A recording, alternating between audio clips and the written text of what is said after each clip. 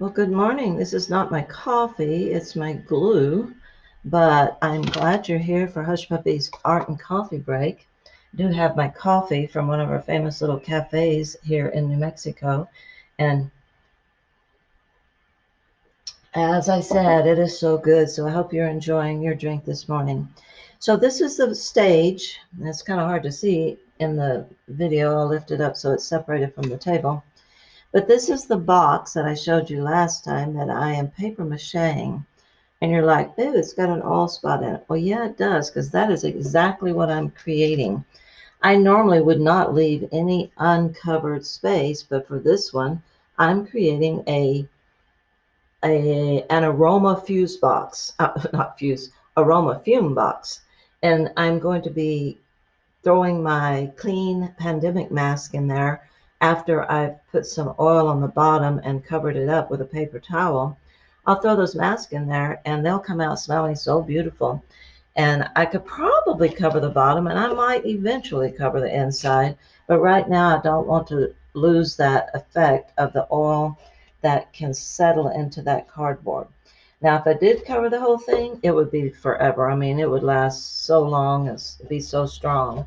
But my purpose is something else. So I'm going to, it would make a great little jewelry box though, if you wanted to cover all the surfaces of the cardboard. Before I go on though, I have to finish the next two sides. I'm in the process of doing this one, and I've tried to do this on a video and I keep running out of time. So I'm just going to show you and tell you what I'm trying to accomplish before the video is over. So I keep putting these magazine pieces on here with my glue mixture. And once I lay a few down, I have to put some more glue. That's why you end up with so much glue. And I want to go around the corners on some of them because I can't lay anything on top of that unless I put some glue on it. You can put the glue on your paper, but I have found this is easier. It doesn't get, well, it's just easier. But you may find a different way that's easier for you. And I am going to keep doing that until I get all the edges covered. But I do want it to dry for several days.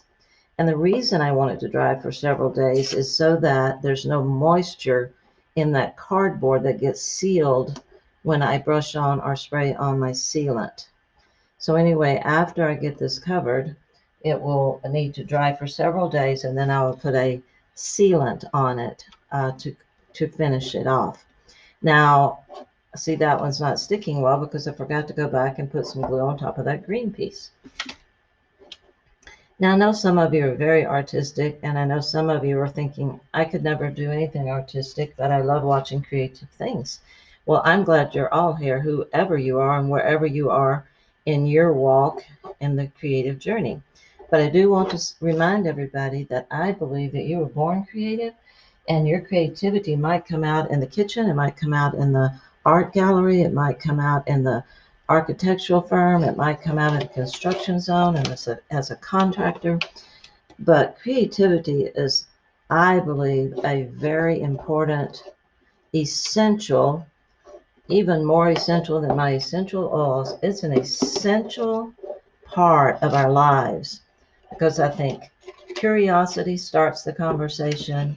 Creativity causes you to want to see where you can go with it.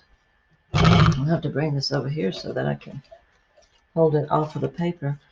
And then that creativity leads to conversation and collaboration and critical thinking. And I truly believe that about creativity. I truly believe that about critical thinking. I think we have to be curious and we have to be creative. And I believe we're all born creative.